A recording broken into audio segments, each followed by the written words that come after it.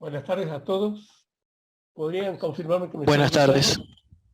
Sí, profe, sí se escucha. Muy bien.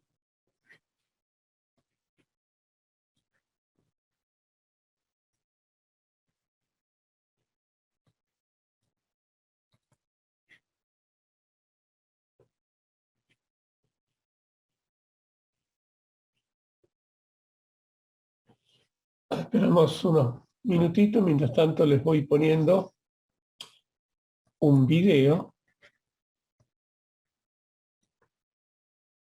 que tiene que ver con centro de data center.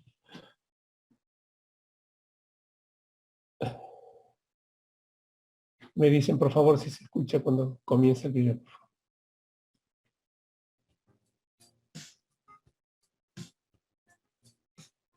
Bienvenidos al edificio de tecnología y al data center seguro, proyectados y construidos por ASECO TI. Se escucha, profe. Bien, El gracias. hardware, los equipamientos de telecomunicación y los backups fueron protegidos con soluciones de seguridad física y alta disponibilidad de ASECO TI. Sea bienvenido y tenga una óptima visita.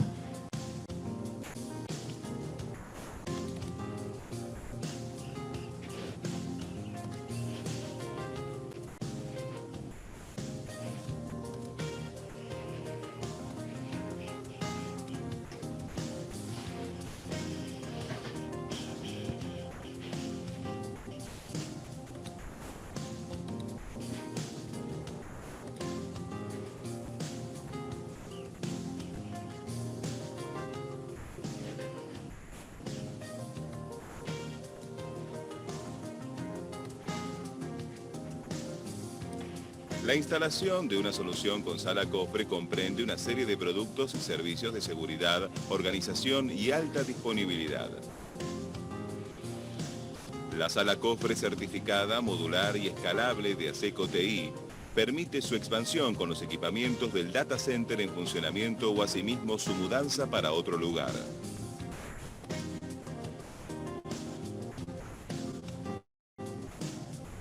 Los paneles de la sala cofre encajan perfectamente unos en otros, formando ambientes estancos testeados contra fuego, calor, humedad, humo, gases corrosivos, polvo, impacto, robo, acceso indebido, sabotaje, ataques con armas de fuego, explosiones, magnetismo y agua. El panel electrónico de comando de la sala cofre recibe señales de sistemas de detección del tablero sinóptico del edificio y del sistema de detección precoz de incendio en su interior y acciona las alarmas y el cierre automático de la puerta en caso de siniestro.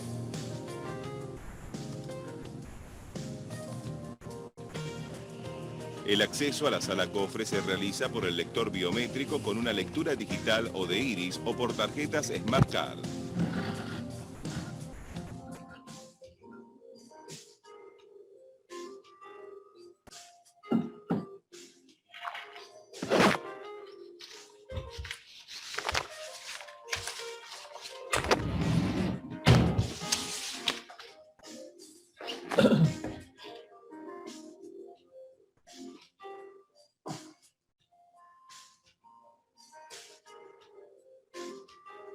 Los ambientes de sistemas críticos como el data center son atendidos por 2 o más UPS. Esta energía ininterrumpida es distribuida por tableros eléctricos de alta flexibilidad, provistos de disyuntores plug-in que pueden ser reconfigurados y sustituidos con seguridad, del mismo modo con el tablero energizado. Cada carga destinada a los sistemas críticos recibe energía de circuitos de tableros distintos. Equipamientos de fuentes redundantes son alimentados por sistemas redundantes. Equipamientos simples, sin redundancia, pueden recibir energía dual por medio de una llave de transferencia instantánea que coloca en actividad de la fuente en stand-by.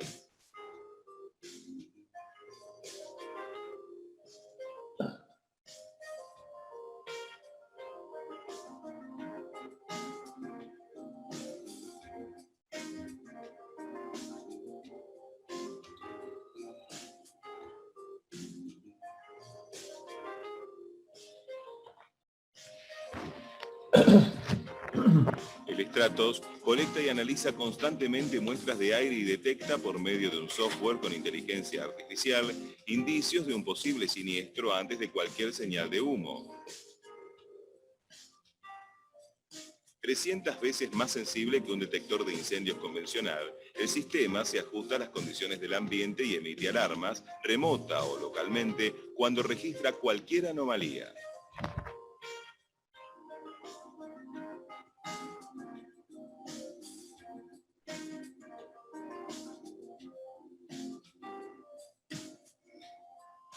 Los equipamientos de un data center precisan estar en un ambiente con temperatura y humedad estables, cuyos límites son determinados por normas internacionales y nacionales como la NBR 11515.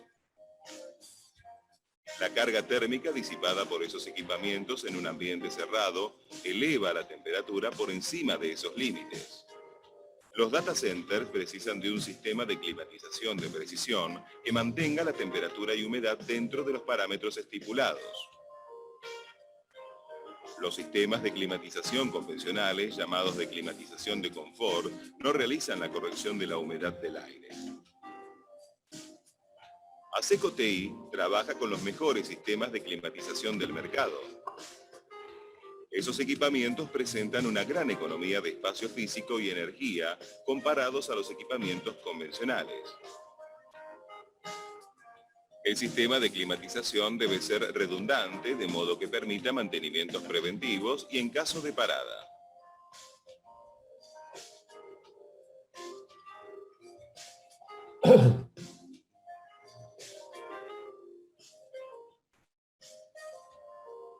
El sistema de combate a incendio con gas FM200 no afecta a personas ni equipamientos, pero interfiere en la reacción química de la combustión, eliminando el calor hasta que la llama se apaga.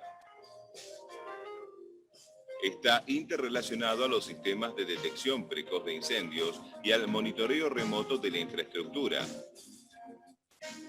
El gas solo es disparado si aún con los alertas de los otros sistemas no fuesen tomadas medidas para evitar el incendio.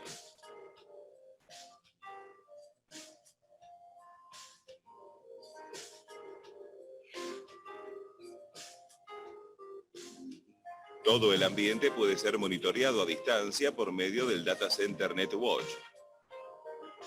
Sensores ligados en red obtienen lecturas de alteración de temperatura y humedad, apertura y cierre de puertas, presencia de partículas o humo, acceso indebido, oscilaciones de energía, tentativa de intrusión, imágenes de circuito cerrado de televisión digital, sensores de presencia de agua, bajo piso y otros. Los sensores son conectados a una unidad procesadora que transmite las alarmas directamente a la computadora del usuario y a celulares en tiempo real.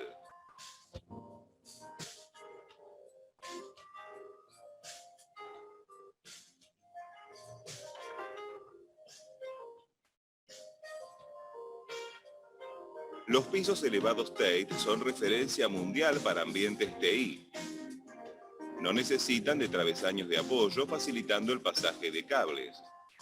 Soportan cargas de hasta 1.500 kilos por metro cuadrado y admiten alturas de entrepiso que varían de 6 centímetros a 2 metros, admitiendo un gran volumen de cable.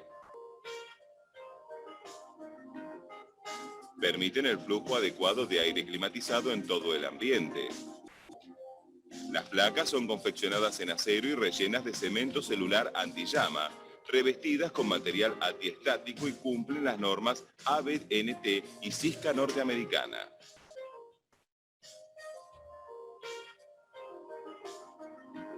Además de estructurar el cableado de acuerdo con las normas ANSI, TIA y EIA, ISO y EC, Maximizando su eficiencia, ASECO TI también organiza e identifica los cables, separando los lógicos de los de energía, desobstruyendo el entrepiso y mejorando la performance en la climatización.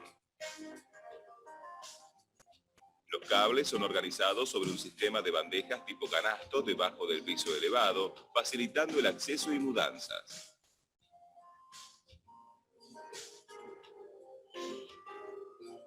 Los cables lógicos de energía y tuberías entran en la sala cofre por el sistema de blindaje y pueden ser fácilmente reconfigurados, abiertos y cerrados con rapidez, recibiendo nuevos cables acompañando las constantes mudanzas en el data center.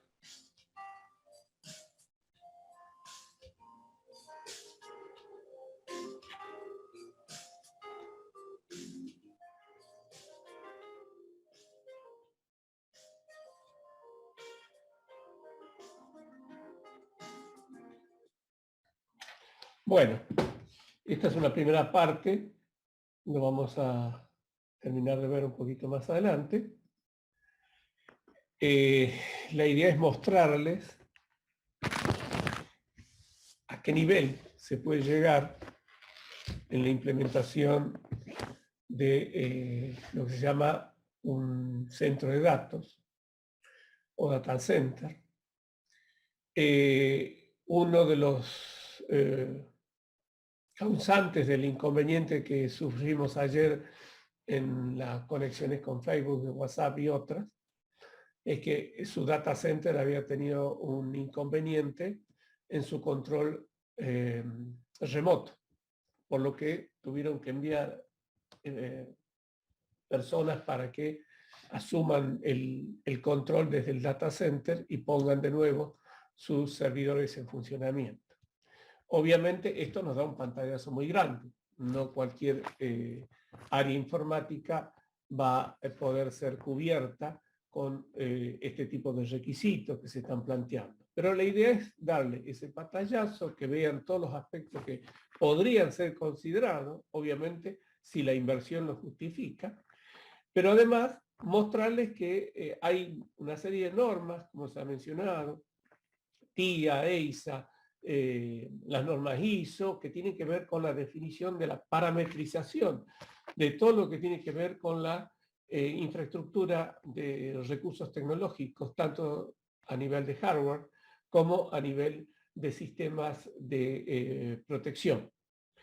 Ha mencionado en esta primera parte también al tema de las UPS que nos compete en este capítulo. Y salvo el ejemplo que nos dan del control de intrusión en las puertas, la mayoría tiene que ver con medidas de control, ¿sí? Medidas de control que se podían llegar a aplicar, reiterando siempre la relación costos-valor de la información que reiteramos en cuánta oportunidad tenemos. Más tarde lo completan al video y seguimos visualizando las características del producto que ofrece esta empresa, ASECO TI. De más está decirles que este es un video del mismo tipo del que la vez pasada les pasé y les comenté que está en la página web comprimido. Por el tamaño del archivo no lo podía dejar más que particionado en dos. Si alguno intentó buscarlo, bueno, con el 7zip podría haber reconstruido y verlo tranquilamente al video, más actualizado que este en cuanto a recursos tecnológicos, pero la esencia, reitero, es ver la implementación de medidas de protección, fundamentalmente medidas de protección que apuntan al control. Y el control significa tratar de garantizar integridad y tratar de garantizar disponibilidad. ¿Qué es lo que falló ayer en las redes de WhatsApp y Facebook? Por comentar dos. ¿Cuál de las propiedades características de la información no se pudieron verificar ayer? ¿Operatividad? La operatividad, ¿sí? Yo creo que la integridad ha quedado superada, o sea, por lo menos todavía no hay versión de que alguien haya perdido datos, ni empresa, ni personas, ni sociedades, ¿sí? Entonces lo que falló fue la operatividad. Dejaron de estar disponibles los recursos. Y reitero, la infraestructura que están viendo ustedes, que parece exagerada quizás para lo que puede ser común que veamos regularmente, ellos sí lo poseen. En nuestro país la tiene el Banco Central, la tiene AFIP y alguna otra organización del Estado que tiene montado el control de sus datos a través de infraestructuras de estas características. La empresa Secotec es una empresa radicada en Brasil. De ahí que van a ver en el otro video más referencia a productos y empresas propias de Brasil. Pero reitero, la idea es mostrar que hay una realidad en la cual se contemplan muchos de los parámetros que nosotros encontramos cuando hablamos de medidas de control. Muy buena referencia como para que a partir de ahí nos sirva como, valga la palabra, bibliografía en cuanto a información necesaria.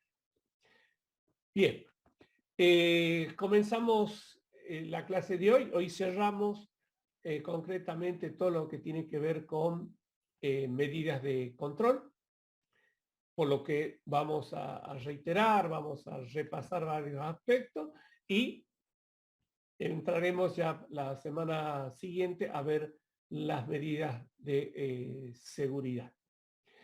Por lo cual, vamos a ir al cuestionario, como lo hemos hecho siempre.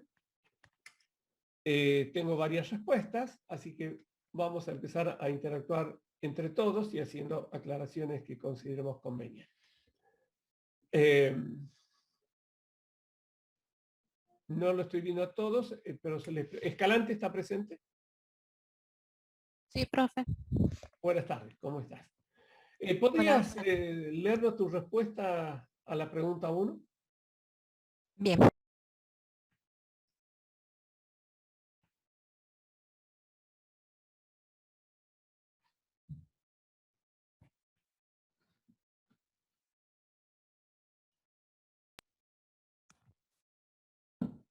El 1 dice, investiga y explica las diferencias entre las prácticas de vaulting y archiving en cuanto al guardado y retención de backups.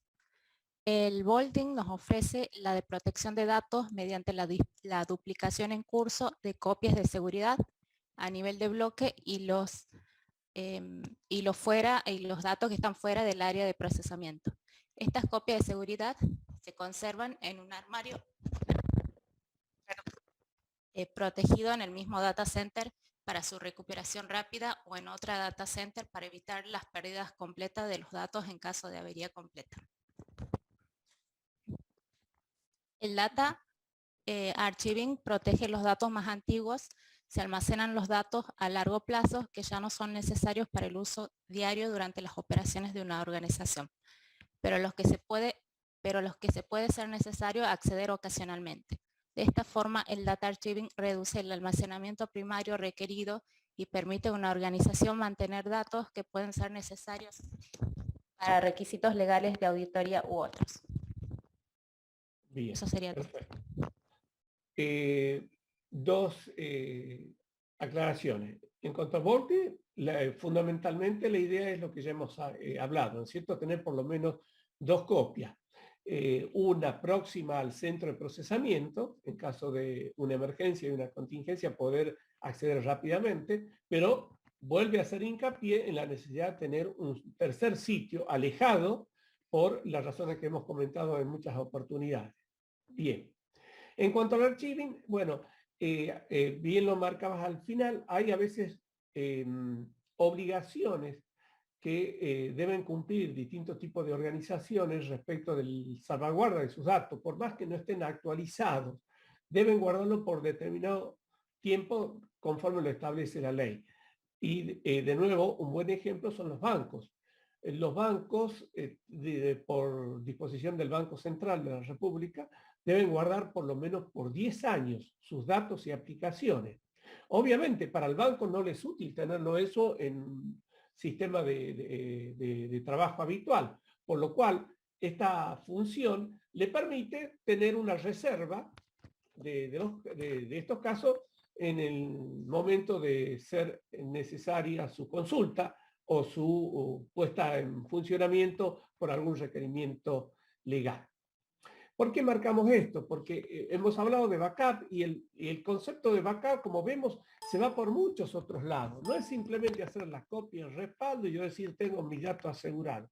Hay otros aspectos que tenemos que considerar, que vamos a ver incluso también durante la clase de hoy, que hacen todo al procedimiento de copia de seguridad, de la cual el backup, lo reitero de nuevo, es la que garantiza el mayor porcentaje de recuperación frente a una contingencia. No es la única, pero es la que más garantiza la posibilidad de recuperación. Y de ahí todas estas son complementarias. Vaulting, archiving, sincronización, espejado, etcétera, etcétera, como iremos viendo antes de concluir la clase del día de hoy. Perfecto. Gracias. Vamos a la segunda. Miranda, ¿está presente?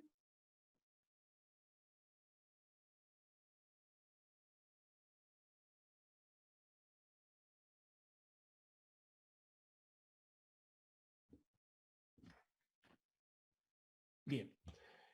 Oliva. Sí, profe. Bien.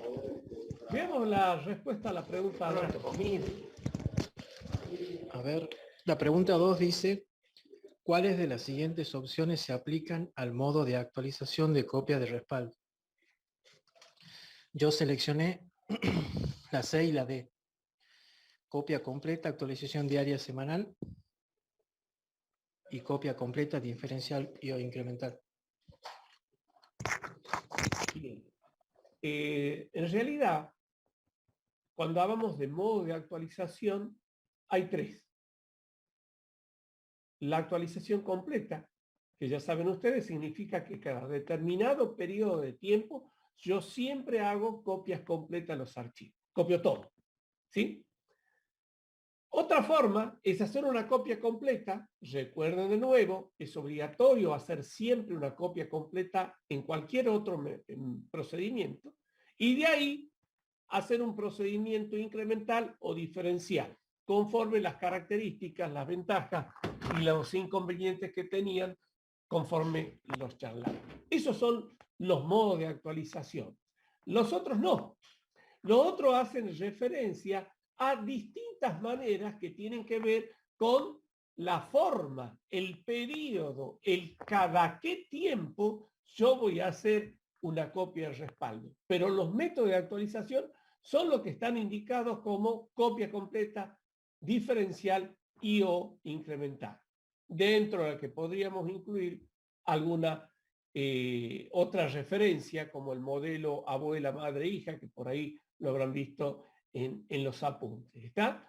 En los otros casos simplemente hace referencia a la forma en que la copia completa, por ejemplo, en la respuesta D, dice copia completa y actualización quincenal o mensual. Nos está diciendo que a la copia completa, cada 15 días la va a hacer una actualización. O cada mes. O las dos cosas. A 15 días, una copia. Y a los 30 días, otra copia. Pero no es un modo de actualización. ¿Se entiende?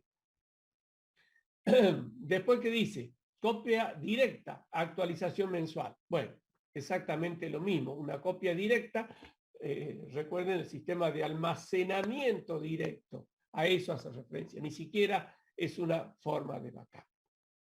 Entonces, la respuesta correcta sería la respuesta D, la única.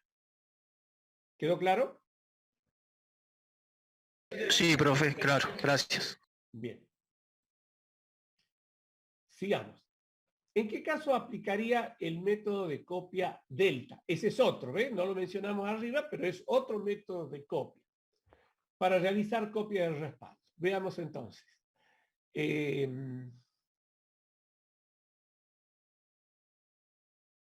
García, María Florencia.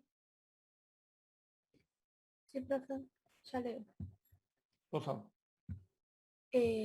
Aplicaría el método copia delta cuando necesite la copia inmediata de archivos que se creen o modifiquen, o realice copias de seguridad a través de redes con ancho de banda limitado en servidores remotos, ya que las copias delta son extremadamente rápidas debido a la pequeña cantidad de datos que se transfieren, producen mucha menos redundancia y las copias de seguridad son menores. Esto reduce las exigencias en materia de almacenamiento y ancho de banda, y las copias delta de los archivos modificados no incluyen todo el archivo en la copia de seguridad.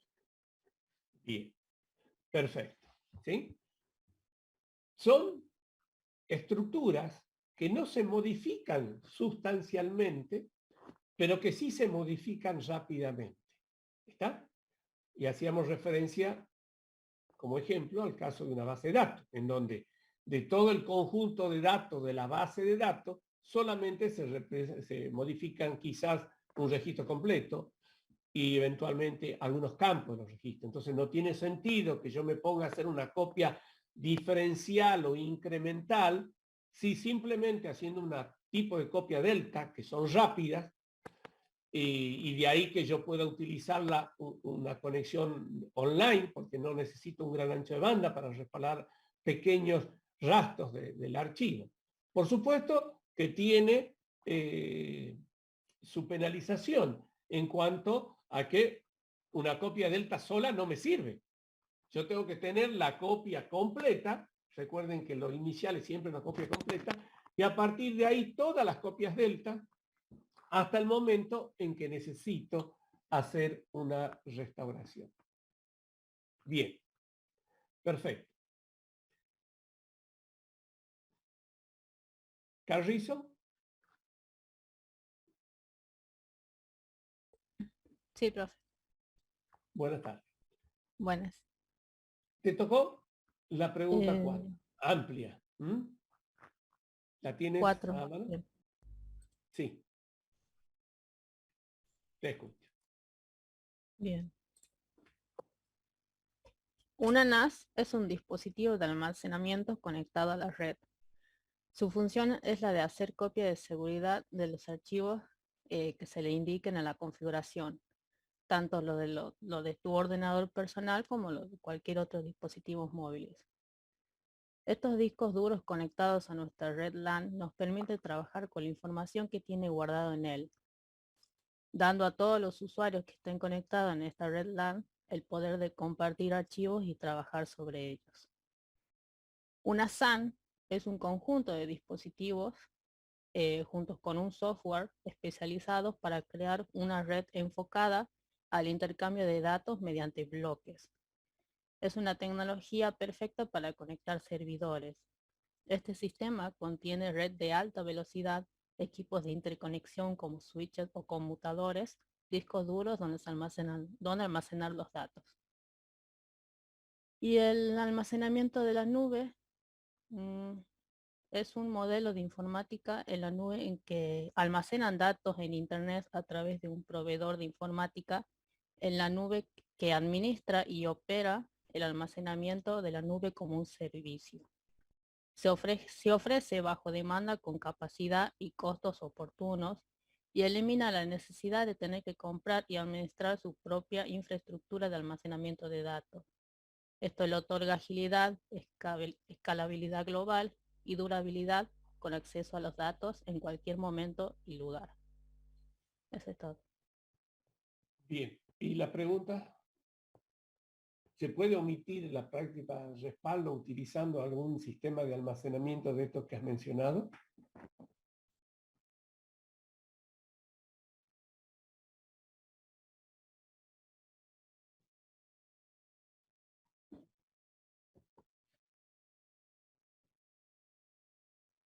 No se puede omitir eso.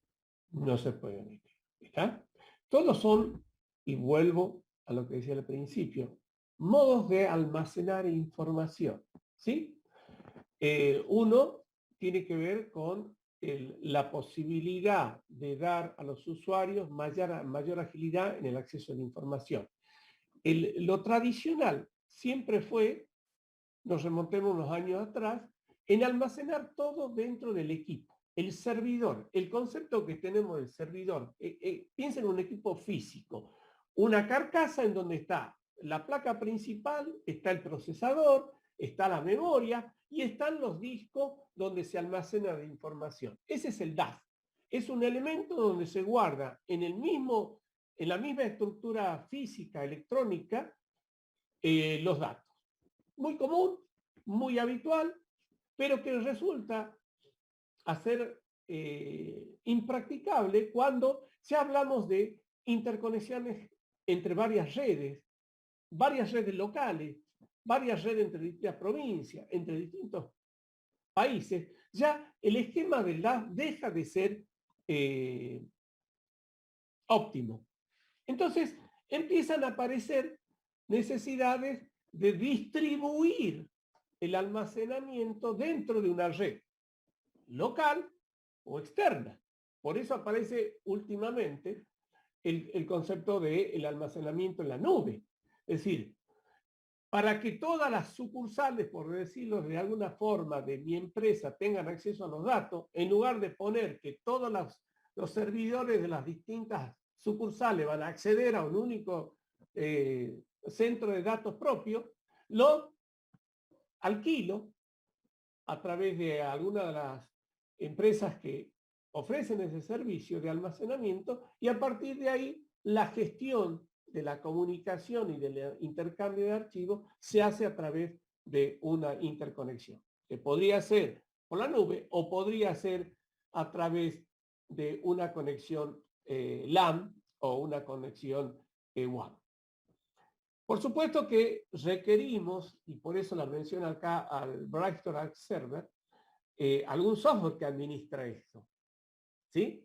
Algún software que diga, de acuerdo al tipo de entorno de configuración que yo use, SAN, NAS o nube, quién va a gestionar los permisos. Fíjense, hay distintos sistemas operativos que se mencionan ahí, Windows, Linux, Mac.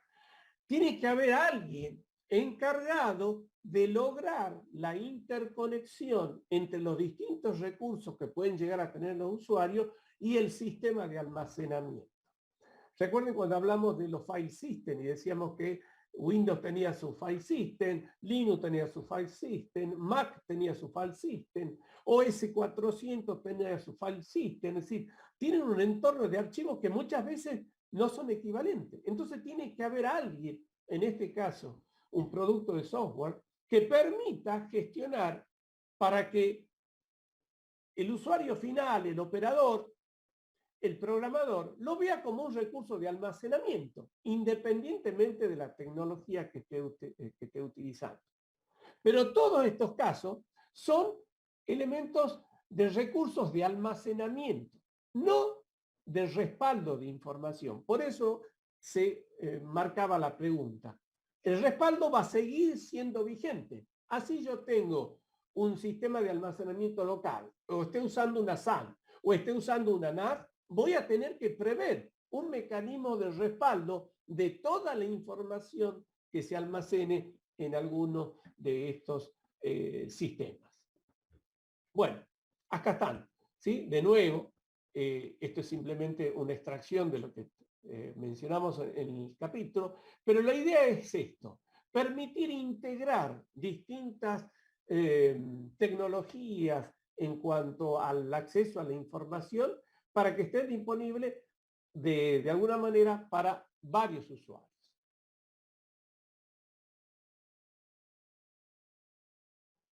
Por supuesto que a esto se le suma la posibilidad del trabajo mediante dos tecnologías, que ya lo vamos a ver en las preguntas siguientes, que una es RAID y la otra es mirroring. El RAID es un sistema también de almacenamiento, pero que tiene un propósito de, por un lado, mejorar el acceso a la información, darle velocidad en el acceso a la información, y por otro lado, dar redundancia de información.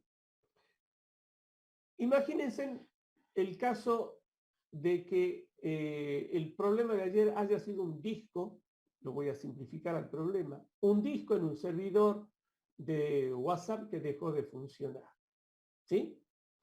Entonces, si nosotros nos quedamos con los recursos tradicionales, significaría que tenemos que apagar el servidor, poner un disco nuevo, formatearlo, volcar de los respaldos de información, la información, los datos, y recién de ahí ponerlo en funcionamiento al sistema. Pero si yo tengo un sistema de redundancia, puedo tener, como lo habrán visto, distintos discos trabajando en forma conjunta, que incluso me pueden ofrecer la posibilidad de conexión, como se dice técnicamente, en caliente. Se echó a perder un disco, yo no paro el servidor, simplemente saco el disco que se echó a perder, una vez que obviamente lo he ubicado, pongo otro disco de las mismas características o similares, y el sistema operativo, a través de un sistema de redundancia, un sistema RAID, empieza a reconstruir la información en ese disco, logrando obviamente una pérdida de performance, pero permite recuperar, sin que haya caído, el uso del sistema. De nuevo, la falla, ¿cuál fue? El almacenamiento. ¿Sí? Entonces los sistemas RAID, el sistema NAS, el sistema SAM, son métodos de almacenamiento de información, pero que de ninguna forma, alguno de ellos reemplaza la necesidad de una opción de respaldo y técnicas de recuperación. Esto sigue hablándonos del producto del Arc Server Backup, por eso está dando características y tiene una opción que dice Disaster Recovery. O sea, el software, ¿se acuerdan del plan integral de protección informática que tenía una etapa de análisis de riesgo, una etapa de implementación de medidas de protección y una tercera, no etapa, me rectifico.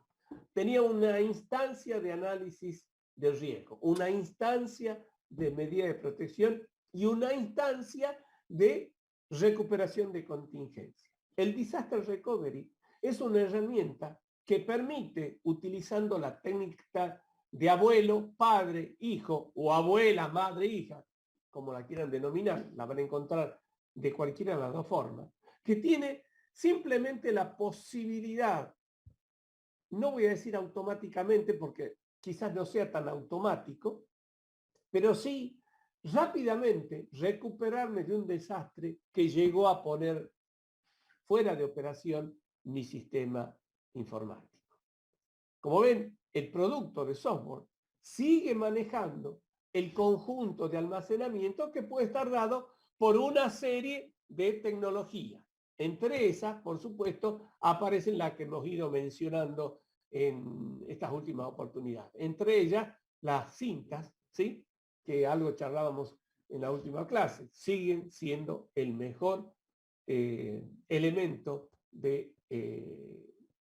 a ser usados en procesos de recuperación, perdón, de respaldo y de recuperación. Bueno, resumiendo, tenemos el sistema DAS, ¿ven? Esto es lo que está entrelineado es un equipo. Hay un equipo en donde está el file system, el procesador, la memoria, está el software y está un disco. Un conjunto de discos, un conjunto de discos 2, 3, 4, que están quizás en un sistema RAID, pero es un único ambiente, nuestro servidor de trabajo. Cuando damos el salto a utilizar sistemas de almacenamiento en red, están estas dos opciones, ¿sí? En este caso, fíjense que cada disco o cada columna, imagínense en cada columna del disco como un servidor de discos nada más, ¿sí? Simplemente el sistema operativo está fuera de ese medio de almacenamiento. Lo único que existe es el intercambio de información para el almacenamiento propio de los datos. Y la otra, en el caso del SAN, ya el disco está separado, no forma parte del equipo, ¿sí? Es simplemente un conjunto de discos. No sé si recuerdan, en el video que veíamos al principio hacía referencia en el data center a la sala cofre. La sala cofre es la sala donde están los servidores, ¿sí? Entonces ahí están los servidores. ¿Dónde está el almacenamiento? Bueno, dependerá un poco de la tecnología de SAN o NAS que estemos utilizando en ese caso. Desde ya que para estos casos, una tecnología de DAS, o sea, la tradicional, la habitual, la que quizás todos han visto, no sea la adecuada. Bueno, simplemente una definición concreta de lo que es DAS, que ya lo hemos dicho. Fíjense en cada uno de estos elementos de trabajo que se destacan aquí es una DAS, ¿sí? Tengo varios servidores, un servidor de impresión, servidor de aplicaciones, un servidor de base de datos. Tengo máquinas clientes, las máquinas con sus discos rígidos, lo vamos a decir así rápidamente. Notebook con disco rígido, PC, cada uno con sus discos rígidos, cada uno tiene su DAS. Cada servidor tiene su DAS, tienen sus discos, ¿de acuerdo? No es el entorno de una configuración de almacenamiento en la red, donde ya hemos visto, vuelvo atrás, lo que se busca es separar del funcionamiento general del sistema, el sistema de almacenamiento. Utilizando un único sistema operativo, que en definitiva es eso, es un sistema operativo, si quieren el software Bright Server, que se encarga de administrar los discos o el conjunto de almacenamiento. Acá directamente es la red la que administra el proceso de almacenamiento. ¿Estoy siendo claro hasta aquí? Sí, profe. Bien. Cualquier duda, este es el momento, estamos dejando ya este tema y es fundamental que sepamos distinguir qué es un backup, qué es un sistema DAS, NAS, SAN, qué es RAID, qué es vaulting, ¿sí? Qué es archiving, ¿sí? Todo apunta a almacenamiento de archivos con propósitos distintos, muchos de ellos complementarios entre sí, pero que ninguno, bajo ningún concepto, deja de considerar el backup como la mejor alternativa. Bueno, no voy a ser reiterativo, acá está simplemente lo que hemos venido conversando, un pequeño esquema, ¿sí? Fíjense en cómo distintas máquinas, que podrían ser servidores a su vez, trabajan e interactúan con un único servidor de almacenamiento, ¿sí? Acá hay un sistema operativo, hay un software, mejor dicho, que se encarga de mostrar para las PC con Windows, por ejemplo, el sistema de archivo como FAT32 o NTFS. El mismo archivo lo muestra para una Mac con el sistema HPFS. Para Linux lo hará con X3, 4, 5, el que sea. Unix utiliza un criterio similar. ¿Está? Entonces, yo quiero ver desde esta máquina o de esta, o de esta, o de esta, el mismo archivo. El sistema, el esquema NAS me permite que lo vea desde distintos sistemas operativos. Me independizo yo del esquema de dónde está el archivo. El usuario ni sabe, simplemente accede a él. Bueno, esta es una estructura SAN, fíjese ya que directamente está separado, es una buena forma de hacerlo. Correo por un lado, un servidor de correo, en realidad acá hay un sistema de almacenamiento de los correos electrónicos de los usuarios. ¿Sí? Las bases de datos, el desarrollo web, documentos de los usuarios. Todos están gestionados en un único espacio de almacenamiento. Cualquier máquina cliente accede a ellos siguiendo un camino de red para acceder a la información que está requiriendo. Perdón. Y fíjense, el backup sigue estando presente. ¿Qué voy a tener que respaldar yo acá? El mail, la base de datos, las páginas web, los documentos propios de los usuarios, los documentos propios de la organización. Los tengo que seguir respaldando. No me olvidé del respaldo. Bueno, esto se mostraba, ya lo mencionamos, como una tendencia. ¿Cuáles serían los inconvenientes que destacábamos de la técnica en la nube?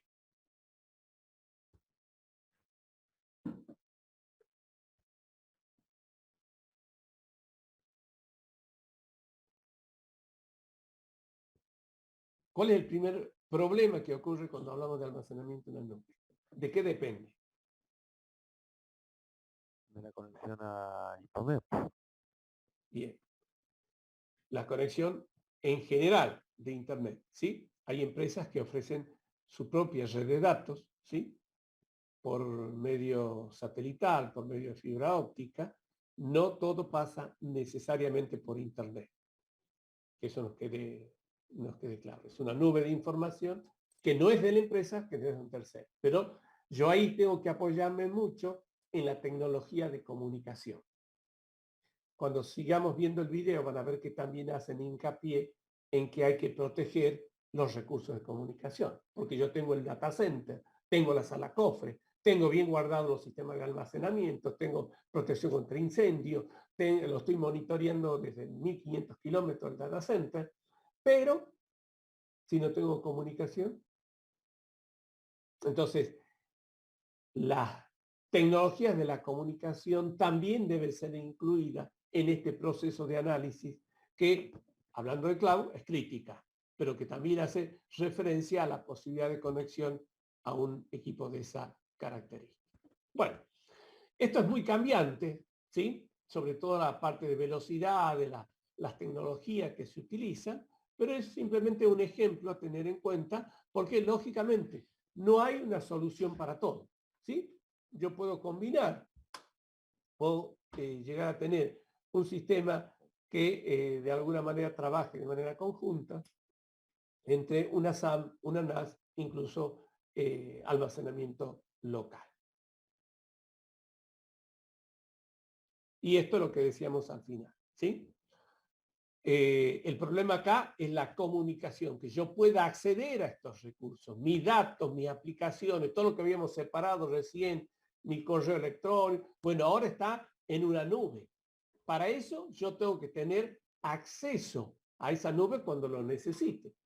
¿Está? O sea que debo tener una buena infraestructura de comunicaciones que permita garantizar la funcionalidad del negocio. ¿Y cuál es el tema que nos podría importar adicionalmente a nosotros como responsables de seguridad?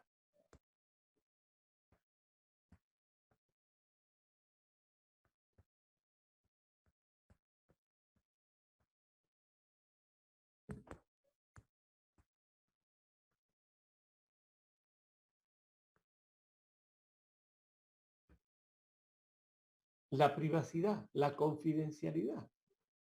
¿Sí? Yo estoy derivando mis datos a un tercero, que me brinda toda la tecnología, me brinda toda la posibilidad de almacenamiento, copia espejada, redundancia, ¿sí? Y quizás incluso una técnica de respaldo de mi información, si mi información está en la nube, que ellos hagan el respaldo, ¿está? Pero la confidencialidad, la privacidad es crítico. Y ya charlamos alguna vez que necesitamos establecer un convenio, decíamos, de confidencialidad, donde estén cubiertos los riesgos a los que puedo enfrentar yo en esa situación. Bien, bueno, acá un pequeño resumen, simplemente marcarle esto. Esto es un clúster de NAS. Sí, no es solamente DAS, SAN, NAS, sino empezamos a combinar. Hacemos un clúster, ¿sí? Cada clúster con distintas SAM, de manera tal que comparten información entre ellas. Esto está totalmente abierto. Todo depende de las posibilidades técnicas y las posibilidades de trabajo con que nos encontramos. Bien. Lo que hemos charlado, lo que hemos ido viendo, hace referencia a este punto. ¿Alguna duda aquí antes que avancemos?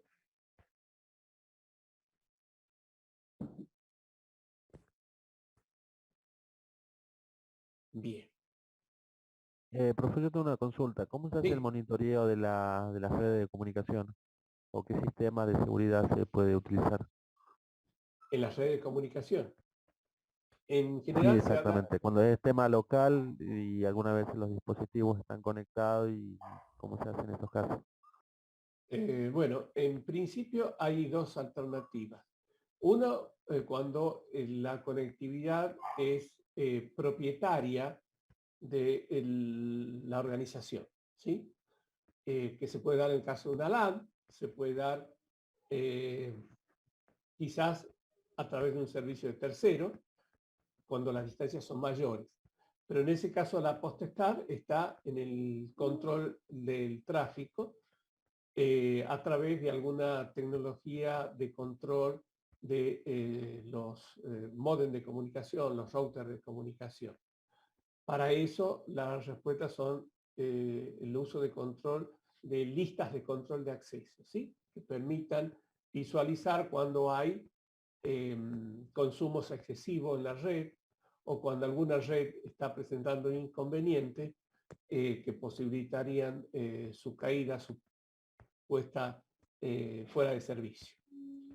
Cuando ya hablamos de un proveedor de un servicio de comunicación, ya la situación está librada a una especie de contrato que tiene que ver con el equipamiento que voy a tener yo para hacer el seguimiento de la traza de comunicación. Muchos de los casos se hacen con una duplicidad de líneas. O sea, yo pido una línea de conexión, vamos a mencionar la empresa Telecom, por fibra óptica para mi organización. Normalmente Telecom lo que va a hacer es hacer un doble tendido. Yo contrato uno y ellos me hacen un doble tendido para que en caso de falla, simplemente a través de una redundancia, ellos puedan levantar el servicio por una red alternativa. Ahora, frente a esos casos, hemos tenido más de un ejemplo. Desde Tucumán a Buenos Aires, en Córdoba, una empresa que estaba haciendo, rompiendo calles para poner caños de agua, destruyen una conectividad de fibra óptica y todo el país norte, en el ejemplo que estoy dando, quedó sin comunicación. Ahí no hay redundancia que valga, no hay previsibilidad que permita resolver ese problema. Entonces surge la necesidad de otra alternativa de comunicación que por supuesto debe estar justificado en los costos. Por ejemplo, esa línea de fibra óptica, que es lo más común hoy para comunicaciones, y quizás una línea satelital redundante, de manera tal que yo pueda utilizarla en el caso de que, del ejemplo que les estaba dando, que ocurre en más de una oportunidad, las distancias son muy impresionantes. Lo mismo con los enlaces de fibra óptica, perdón, con los enlaces de microondas. Entonces, debo tener la posibilidad de gestionar eso a través de una línea redundante. De nuevo, ¿quién le pone el cascabel al gato? ¿Cuánto cuesta? Bueno, eso dependerá del valor de la información, de la necesidad que yo tenga de garantizar la continuidad de la operación, la continuidad de las operaciones dentro de la empresa. ¿Está? Muchas gracias, profe. No, pues nada. En el contexto general, los proveedores de telecomunicaciones conjuntamente están compitiendo. Y parecería que encontramos distintas formas de acceder a la información. La única garantía es siempre un camino redundante alternativo, ¿sí? Si hay una caída en líneas de datos, lo mejor es utilizar un medio de enlace que no dependa de esas líneas de datos. Bien. A ver. Lorca, ¿está presente? Buenas tardes, profe. Buenas tardes. Vamos a pasar a la pregunta 6, que está vinculada con lo que acabábamos de decir, y cerramos la pregunta 4. Bien. Pregunta 6. ¿Podemos decir que un dispositivo NAS comparte ficheros mientras que un SAN se comparte en dispositivos de bloques? Mi respuesta es afirmativa, digo que sí. Luego hay una pregunta, ¿en qué caso aplicaría cada uno de los modelos y son incompatibles entre sí? Bueno, acá cada uno de los modelos tiene aplicaciones específicas y no son incompatibles entre sí. Casos donde aplicaría SAN, las redes de almacenamiento, las redes de área de almacenamiento, se implementan con frecuencia para dar soporte a aplicaciones sensibles al rendimiento que resultan fundamentales para el negocio. Por ejemplo, base de datos o sistemas SAP. Casos donde aplicaría NAS, el almacenamiento conectado a red se implementa con frecuencia para almacenamiento y uso compartido de archivos. NAS es una buena opción para archivos activos en uso frecuente y también puede simplificar, facilitar la administración y ahorrar espacio y energía. Perfecto. Bien, es decir, una concentra, vamos a decirlo así, documentos para que puedan ser accedidos de distintas partes. En la otra, la concepción es más fina, ¿sí? Hay alguien que se encarga de armar ese conjunto de bloques y presentar el resultado final a quien lo está requiriendo. Y como decíamos recién también, se pueden combinar, ¿sí? Ya hemos hablado de clúster de SAM, clúster de NAS, ¿sí? DAS con SAM, es decir, no hay limitación en eso. Obviamente, todo trae aparejado una complejidad, pero no una complejidad tecnológica, sino de implementación, de saberlo implementar adecuadamente. Bien, perfecto. Y antes que te despidas, respóndeme la pregunta 5. El método de rotación abuelo, padre, hijo.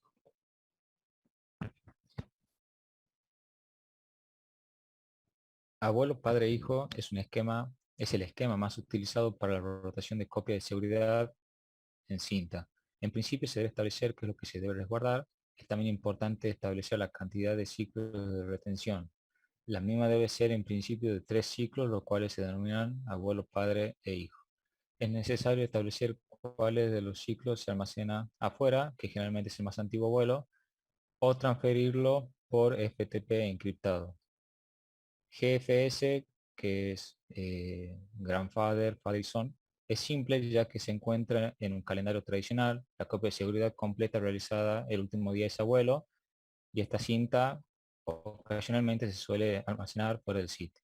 Una copia de seguridad completa realizada el último día de cada semana es el padre, y luego se utiliza un respaldo incremental que se hace a diario, que es el hijo. Bien. Así como decía yo antes, hablamos de abuelo, padre, hijo, abuela, madre, hija. El concepto en realidad es de 3 generaciones. Yo debo tener 3 generaciones de copias de archivo, como una forma de tener garantía, ¿sí? Obviamente la más reciente siempre va a ser el hijo, ¿de acuerdo? Y a partir de ahí, si yo tengo una contingencia que tengo que recorrer al hijo, pero además al padre y además bueno, estamos hablando de 3 generaciones de copias respaldo, que es un método que está muy difundido en la implementación de técnicas de respaldo de información. Van a ver el modelo GFS, ¿sí? Bueno, es eso. La idea de tener 3 generaciones de copias de seguridad. 3 vigentes. Quiere decir, el abuelo, después el abuelo, el padre, después el padre, el hijo. Se me echa a perder información y pruebo con el hijo.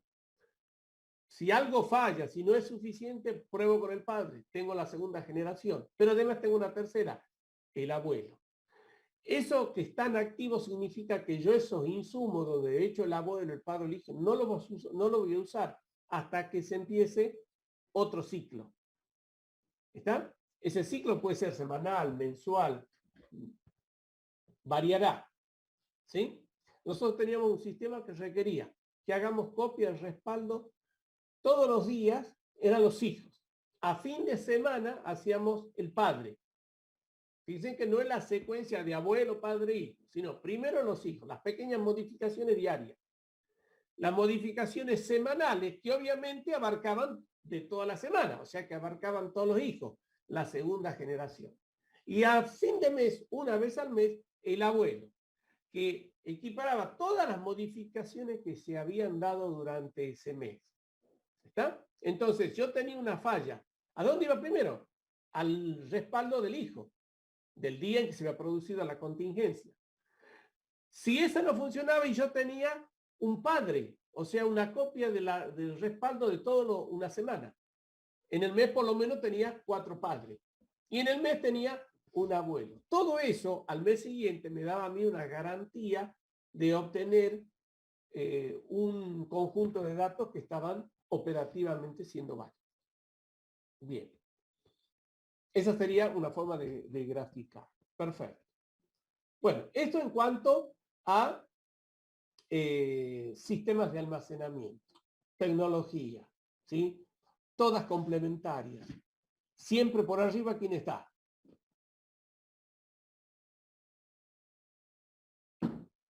El backup. El backup no puede faltar, no obstante, yo use alguna de estas metodologías. Bueno, a ver. antes de seguir con las respuestas.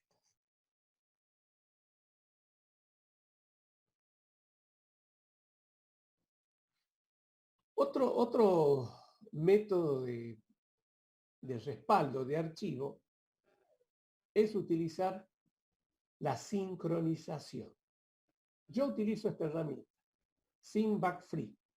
Les digo, esta herramienta free tiene una versión comercial y hago copias de respaldo siguiendo este criterio. Se pueden armar en grupos, no pretendo que lo sepan, lo aprendan a usar, simplemente mostrarle como herramienta. Si a alguno le puede ser útil, lo puede descargar, reitero, es gratuito, pero sí que tengamos en cuenta qué es esto de la sincronización. ¿Es una copia de respaldo? ¿Es un complemento a la copia de respaldo? ¿Es simplemente otra forma de hacer un respaldo? Bueno, entonces supongamos que yo quiero hacer un nuevo proceso de copia. Lo primero que me va a permitir, que me va a pedir es que lo defina, ¿sí? 3K1 seguridad informática. ¿Está? Así se va a llamar el perfil. Y después me dice qué tipo de perfil desea crear. Tome nota de esto. Resguardo, backup. Sincronizar es lo que tratamos de aprender ahora, que es la sincronización, y espejo, el mirror, ¿sí? Que lo hemos mencionado, pero que este software me ofrece como una herramienta para hacer respaldo. Es decir, yo con esta herramienta podría hacer backup, como todos esos perfiles que han visto ustedes que yo tengo, los muestro nuevos. ¿Sí? Pendrive, documentos de seguridad, documentos pendrive, documentos personales. Yo organizo. Ahora, ¿qué quiero hacer con eso? ¿Un backup? ¿O quiero hacer una sincronización? Bueno, la idea es explicar un poquito de qué se trata. Son simplemente otras formas de copia, ¿sí? Que son complementarias a las que íbamos viendo en los métodos de trabajo. ¿Qué es sincronizar? El producto free trae una sincronización que se llama básica. Y el comercial trae otras con muchas más características, más convenientes, pero lógicamente tiene un costo. Y yo todavía no justifico pagarlo. Me basta con esto, cuando tengo que hacer una sincronización. Lo voy a leer. La sincronización básica, el único tipo de sincronización disponible en SyncBack Free, no realiza un seguimiento de los cambios y tiene un conjunto limitado de opciones, como ocurre siempre con un software gratuito. Para crear un perfil de sincronización básico, primero debe crear un perfil de respaldo, el que estaba al principio. Una vez creada, vaya a la página Decisiones, Configuración de archivo y cambie la siguiente configuración. ¿Qué hacer si ha cambiado el mismo archivo de origen y destino? Ustedes ya saben, el backup ¿con qué empieza? ¿Qué? ¿A dónde? ¿Qué es lo que voy a respaldar? El origen. ¿En dónde? ¿En qué soporte? ¿En qué cinta? ¿En qué disco? ¿En qué pendrive? ¿De acuerdo? ¿Qué? ¿Dónde? ¿Sí? El origen y el destino. Entonces, me piden que defina y dé las características de una copia de respaldo. ¿Qué quiero respaldar? ¿A dónde? Pero en este caso, con el criterio de la sincronización. Salte un poquito acá. Y vamos a cómo funciona la sincronización. El archivo más nuevo sobrescribe al archivo más antiguo. No es una copia simple, ¿sí? Se fija en los parámetros que tienen que ver con la fecha del archivo. ¿Qué hacer si existe un archivo en el origen, pero no en el destino? Ahí tenemos que definir qué vamos a hacer. Hay un archivo en el origen, pero no está en el destino. Lo copio. Parecería ser lo normal, ¿sí? Lo copio. ¿Qué hacer si un archivo existe en el destino, pero no en el origen? O sea, yo tengo un archivo, un conjunto de archivos que es respaldado. Y ahora tengo que ir a una nueva sincronización. Ahora, lo borré yo del original y está en el destino. Entonces, ¿qué voy a hacer con ese archivo? ¿Les habrá pasado a ustedes alguna vez?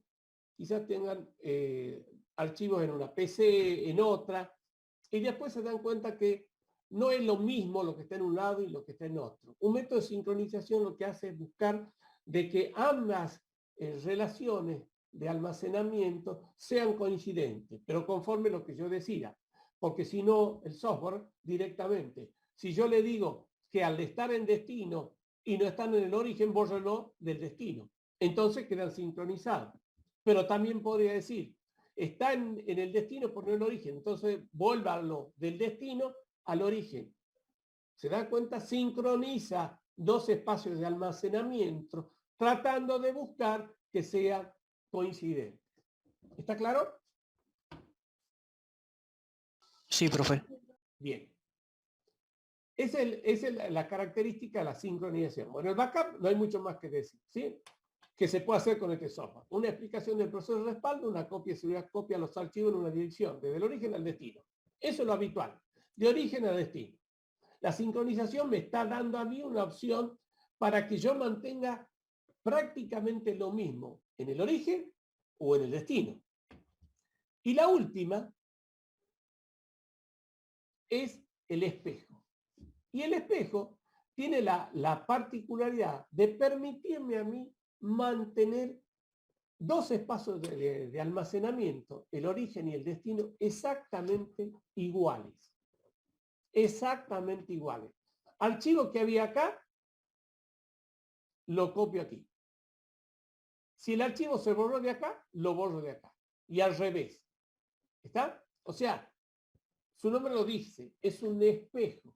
Es una sincronización en la cual se hace el borrado de los archivos en el origen y el destino de manera que ambas fuentes sean exactamente iguales.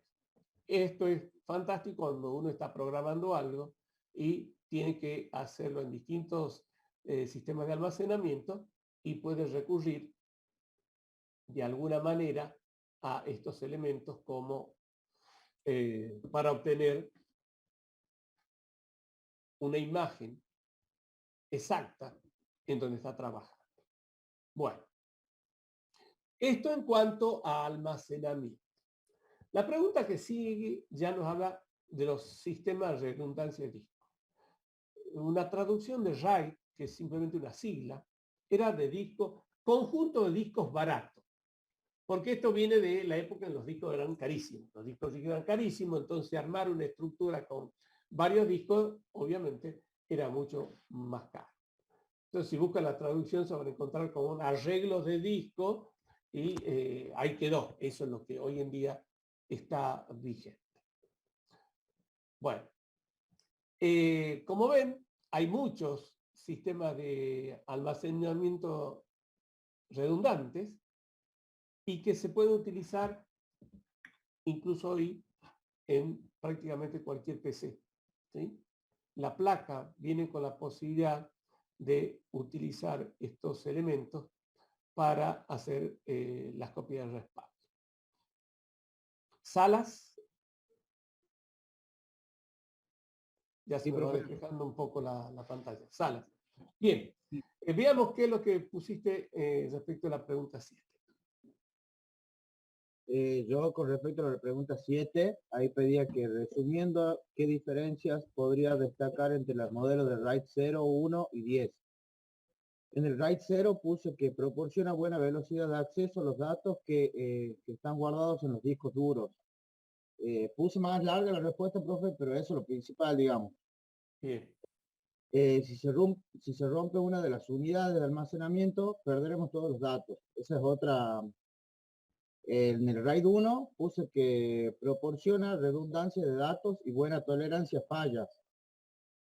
Y el RAID 10, que es la suma del 1 y del 0, digamos. ¿Por qué? Porque significa que disfrutaremos de una mejora de rendimiento importante tanto en la lectura y en la escritura propia del RAID 0 y que además tendremos a nuestra disposición la redundancia de datos que conseguimos al establecer un RAID 0. Bien. O sea, no hay un RAID 10, en realidad es un RAID 1.0, ¿sí? Claro, exactamente. Bien, así ocurre con RAID 50, ¿sí? Es una combinación del 0 y de lo que llamaríamos RAID 5. ¿Está? Exactamente. Bien, perfecto. Respecto de esto,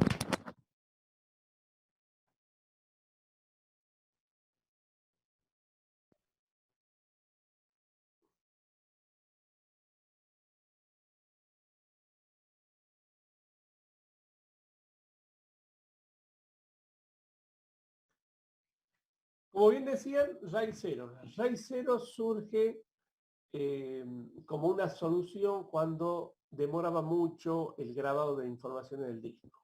Demora mucho, es un término vago, ¿sí? Pero bueno, tenía que ver con eso. La cabeza de lectura tenía que posicionarse, escribir el disco y eso era leerlo. Entonces surgió en principio la tecnología RAID 0 que no tenía redundancia, simplemente eran varias unidades de almacenamiento en las cuales se iba grabando información simultáneamente. Entonces esto me permitía que yo desocupe rápidamente la memoria, el procesador, porque se grababa rápidamente. Pero como ven, no era un sistema redundante. También destaquemos acá que las configuraciones de RAID requieren un número X de disco de acuerdo a su forma de implementación, ¿sí? RAID 0 puede ser con 2 discos, puede ser con 3 discos. ¿Por qué? Porque ahí no va a haber redundancia. Es simplemente voy a grabar primero en uno, la otra parte la grabo en otro disco y he ganado en tiempo. El RAID 1 ya es distinto, ya me está ofreciendo a mí una posibilidad de redundancia. Una vez que superaron el RAID 0, dijeron, y bueno, ¿qué pasa si se me echa a perder el disco del RAID 0 o el disco del DAS o del DASAM? ¿Qué hago? Y no podía hacer nada porque estaba la información grabada, particionada en los discos, pero no había redundancia. Bueno, el RAID 1 trae la primera respuesta.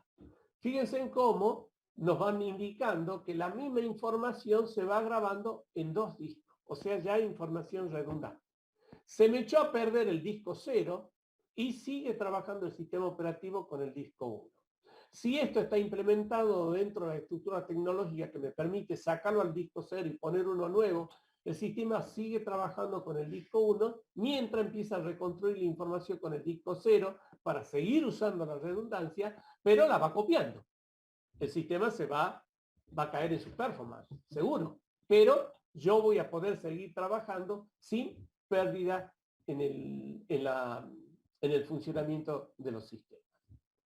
Y de ahí empiezan a venir las distintas variantes, buscando encontrar un punto de equilibrio entre el primero, que ofrecía velocidad, y el segundo, que ofrecía redundancia. Así hay RAID 3, RAID 4, RAID 5, RAID... Hay muchos RAID. Algunos se han desechado porque resultaban impracticables. Fíjense simplemente en este caso cómo no hay información redundante acá. La primera parte la grabó en este disco. La segunda en este otro. Así. Después va grabando aquí. Pero ¿cómo se puede reconstruir la información? Y porque tiene un espacio en el cual se va haciendo un criterio de control de paridad. Paridad del archivo A.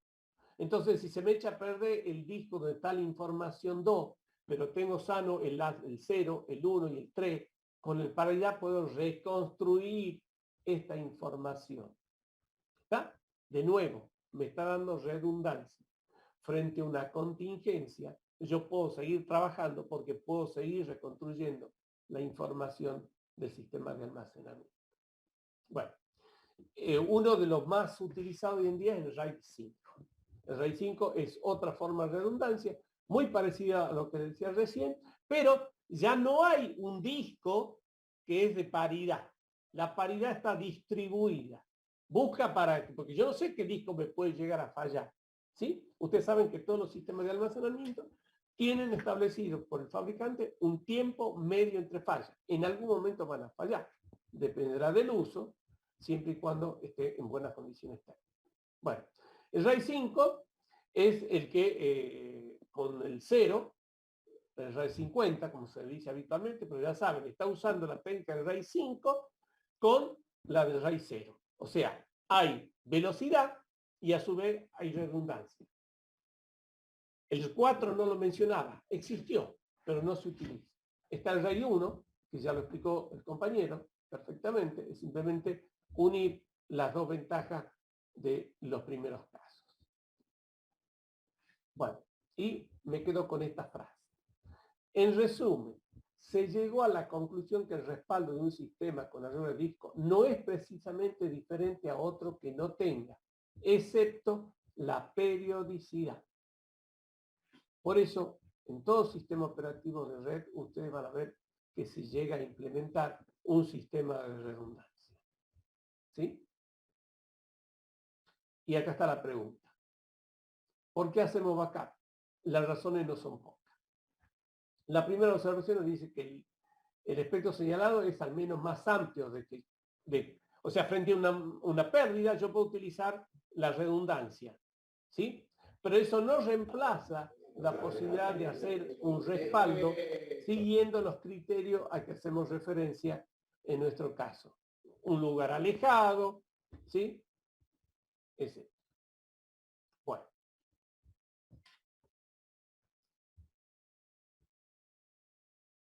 La pregunta 9, vamos a la 9.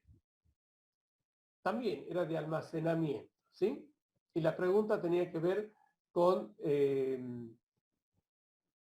cuál era el funcionamiento de la papelera de reciclaje, porque creo que por algunas preguntas que me hicieron quedó medio confuso el proceso de borrado lógico, del borrado físico, de la funcionalidad de la papelera, pero más que nada debe quedar claro el aspecto que vincula la seguridad con el borrado de información.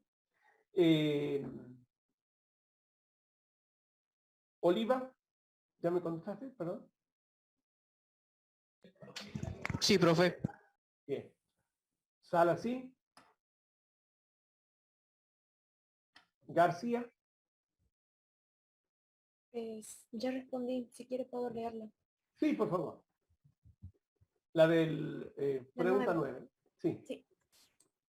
La papelera de reciclaje es un espacio no reservado en el disco duro en el que se pueden almacenar archivos que se han marcado para eliminar.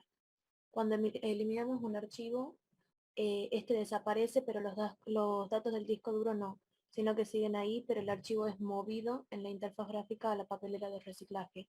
Si se abre después de eliminar algunos archivos, podremos ver que se van acumulando allí hasta vaciar la papelera, por lo que si tenemos un espacio de papelera ilimitado muy grande, se van quedando archivos sin borrar y sigue ocupando espacio. Bien, ¿está? O sea, la papelera no es un borrado. Por más que uno diga lo mandé a la papelera, no. Simplemente le dije al sistema operativo, no está. ¿Sí? Pero está. ¿Está? Entonces, cuando a mí me importa borrar la información para que no tengamos pérdida de información, no puedo usar la papelera. Es más, decíamos, no puedo usar los comandos de borrado del sistema operativo, porque la información sigue estando presente. Y recuerden la diapositiva, el video que vimos el otro día sobre el borrado seguro. Hay técnicas para hacer que la información se borre efectivamente, fundamentalmente sobreescribiendo en esos espacios un conjunto de unos y ceros al azar para que sea muy difícil, no imposible, borrar información. Bien. Entonces, la papelera está, es un recurso para el usuario medio. Si accidentalmente borró algo, le da un tiempo para que lo recupere la papelera, pero de ninguna forma es una solución que garantice privacidad. A ver, respecto de esto, mostrarle dos utilidades.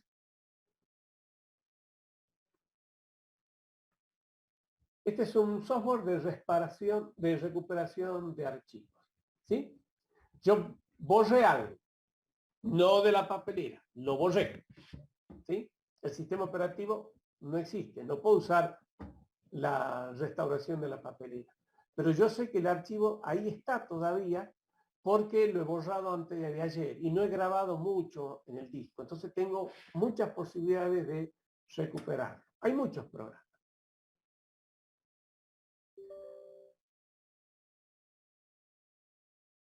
Yo le menciono dos que son gratuitos y que pueden acceder y que les pueden ser útiles en algún caso. El otro se llama Recuba. En este caso, yo solo puedo buscar en todos los sistemas de almacenamiento, discos. No puedo buscar en carpetas. Entonces, obviamente, la búsqueda es bastante profunda.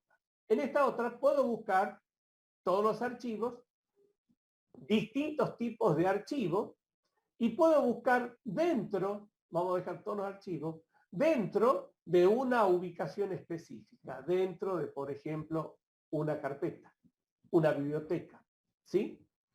Entonces, estos archivos lo que van a hacer es rastrear. Voy a utilizar este porque es más rápido y la idea es simplemente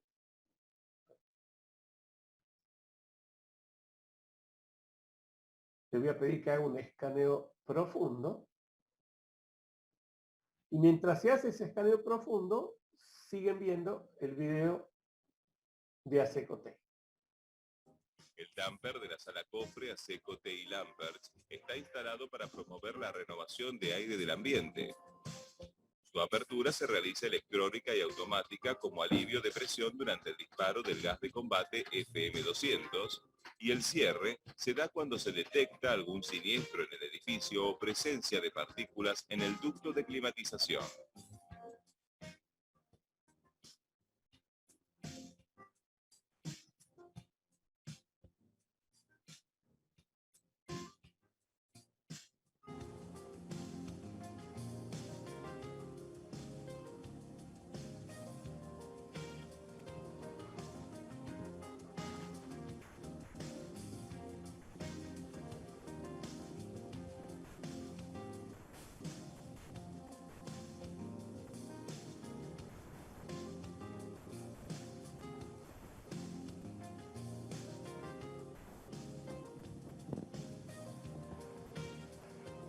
Totalmente modulares, los muebles para verticalización de hardware Spectro Data Vision se adaptan a las constantes mudanzas y ampliaciones de equipamientos de los ambientes informatizados, permitiendo soluciones específicas para cada aplicación.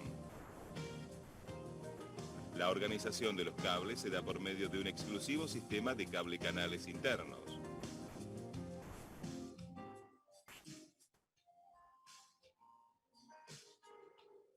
Acecote dispone de una línea completa de cofres certificados EN 1047 parte 1 para la protección de backups, medios ópticos y magnéticos.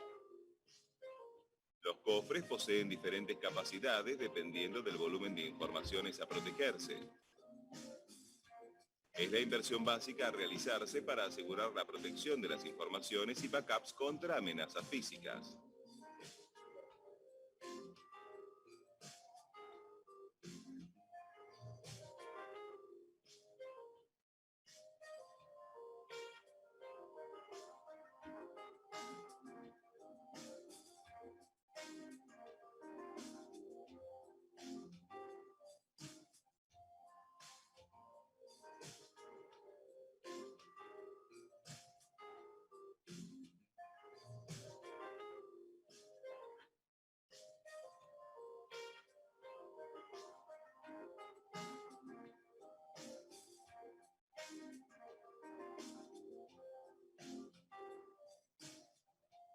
La criticidad de las informaciones varía de ambiente en ambiente.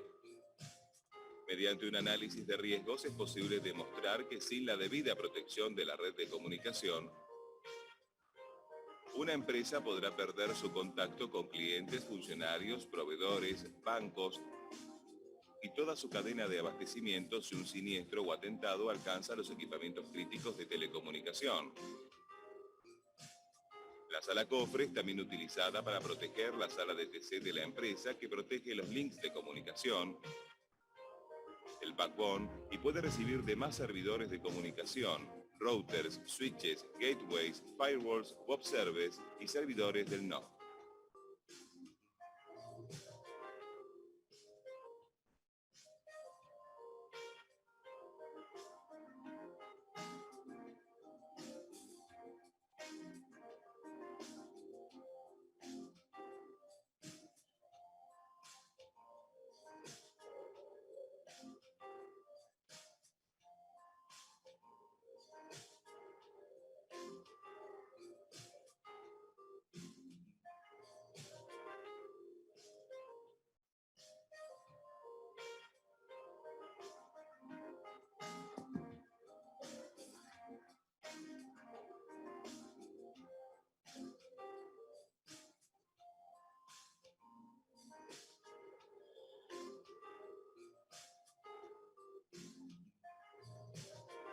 Aseco TI proyectó e instaló salas de control de red completas con video wall, KVM, muebles, piso elevado, cableado estructurado, climatización, sistemas de energía, detección y combate de incendios para las mayores empresas públicas y privadas en Brasil y América Latina.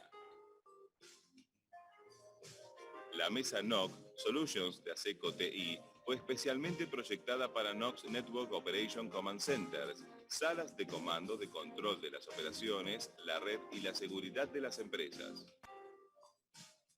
Equipamientos abajo y sobre las superficies de trabajo.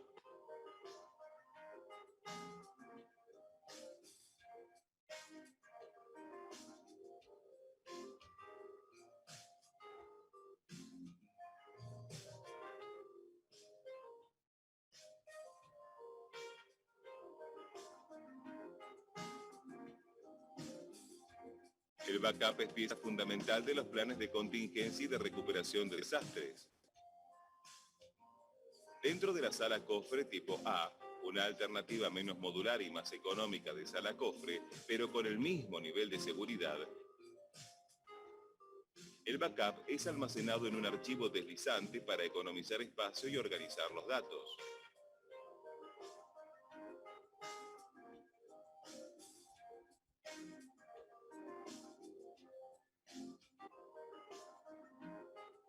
Fabricada totalmente en acero, la puerta Aseco TI posee una estructura que garantiza total estanqueidad, aislando el ambiente y evitando la entrada de fuego, agua, calor, gases y posibles invasores. La puerta está disponible en diversos tamaños y configuraciones y atiende a las siguientes normas internacionales. DIN 4102, parte 4, fuego, calor, humedad. DIN 18905, humo, gases corrosivos. DIN 18103 y EN 1627, derrumbe. Las UPS mantienen la provisión de energía del data center en caso de caída de electricidad hasta que el generador entre en funcionamiento, impidiendo la interrupción en la provisión de energía a los equipamientos de TI y TC. La sala que protege a las UPS debe poseer climatización apropiada, detección precoz de incendios, monitoreo remoto, control de acceso y circuito cerrado de televisión.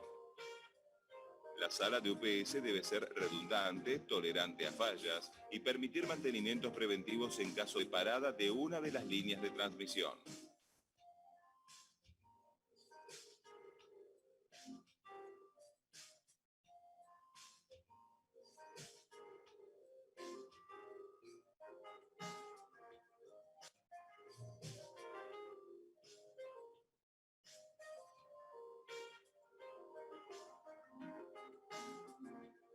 Los grupos generadores proveen energía para el data center en caso de corte o provisión inadecuada, asegurando la continuidad ininterrumpida. Accionados por un motor de combustión a diésel, estos elementos también pueden ser usados para racionamiento en horarios en que el consumo de energía es más caro. La sala de los generadores está equipada con aislamiento acústico, atenuador de ruido y puede ser redundante para permitir mantenimiento y ser tolerante a fallas. Bueno, como ven, medidas de control. Ya hablamos nosotros de las UPS. Bueno, acá encontró en esa carpeta que yo le he puesto una serie de archivos que los ha listado y sobre los cuales yo tengo posibilidad de recuperarlo o no. Este me dice que son irrecuperables. Ojo, hay una partecita de este esquema, de este otro documento, fíjense, este es del año 20, del año pasado, están malas condiciones. ¿Qué significa? Que de todos los clústeres, los sectores que veíamos el otro día que ocupa, ha quedado alguno, nada más. No se puede reconstruir el archivo, pero sí que hay necesidad de buscar algún tipo de información precisa, capaz que para alguien puede ser de interés esa información. Por supuesto, esto es simplemente una demostración. Algo muy parecido hace la otra aplicación y lo califica en ese caso como bueno o malo su estado de recuperación. Todo dependerá del momento en que se borró el archivo. ¿Está? ¿Por qué? Porque el sistema operativo lo da como desocupado y lo que va haciendo es después grabando ahí partes de otros archivos, lo que hace obviamente cada vez más irrecuperable. Por eso cuando se trata de inconveniente físico en los discos, lo que le dicen es no usen el disco para recuperarlo, hay que utilizar técnicas externas, no invasivas sobre el disco, porque cualquier procedimiento que haga que el sistema operativo escriba o borre puede hacer irrecuperable la información que busquemos. Hay empresas que se dedican a ese tipo de restauración cuando la información que se pierde es muy importante. En Córdoba tenemos nosotros la más próxima. Por supuesto tiene su costo lograrlo, pero a veces se justifica dado el desastre, incluso de discos que han llegado a ser sometidos a fuego. Bueno, esta obviamente es una utilidad de software, pero que nos está mostrando cómo la información que para nosotros no existía ya en el disco, está, y está en un grado de recuperación relativo, dependiendo de el tiempo que ha transcurrido entre una opción y la otra. Hay muchos más software y simplemente resta mostrarles algunos de ellos. Bueno. Profesor. Sí. ¿Y cómo da la prioridad de sobreescritura en el disco? O sea, ¿qué es lo primero que se va borrando de lo que se ve borrado? Cuando vos borras, el sistema operativo crea una referencia a la información en otro espacio, ¿sí? En realidad, la diferencia entre los distintos sistemas operativos es que va moviendo la información hacia el fondo, hacia los espacios que están desocupados. Si hacen alguna vez una defragmentación con un software animado, van a ver cómo la información la va llevando al final del disco. Que se entienda final como aquellos sectores donde no hay nada. La lleva para ahí y la empieza a reacomodar. Bueno, lo mismo hace el sistema operativo cuando la borra. La tira para ahí abajo, el espacio que está más libre. Por eso es cuando uno tiene mucha información, cada vez se hace más difícil de recuperar, porque no tiene dónde acomodar el sistema operativo. ¿Sí? Entonces la va llevando para atrás, ocupa sectores de al final, simplemente en función del espacio libre de que dispone. No sé si me expliqué. ¿Sí? Lo que va a hacer el sistema operativo es grabarlo en otro lado, en lugares que tenga disponibles para copiar el archivo. Y ahí eventualmente se podría recuperar. Por eso está la otra técnica de la sobreescritura para borrar. Porque ya al sobreescribir ese lugar se hace más difícil. Ojo, no imposible. ¿Sí? En caso de forencia, cuando se busca recuperar información, se utilizan esas técnicas prácticamente de bajo nivel, o sea, están trabajando sobre el lugar donde está almacenada la información para tratar de reconstruir. Bueno. Gracias, profe. No, pues nada. Vamos a la pregunta 8 que nos quedaba pendiente. Calizaya. ¿Está? Sí, profesor. Bien. Bueno, yo voy a poner acá, mientras vos hablas, esta diapositiva.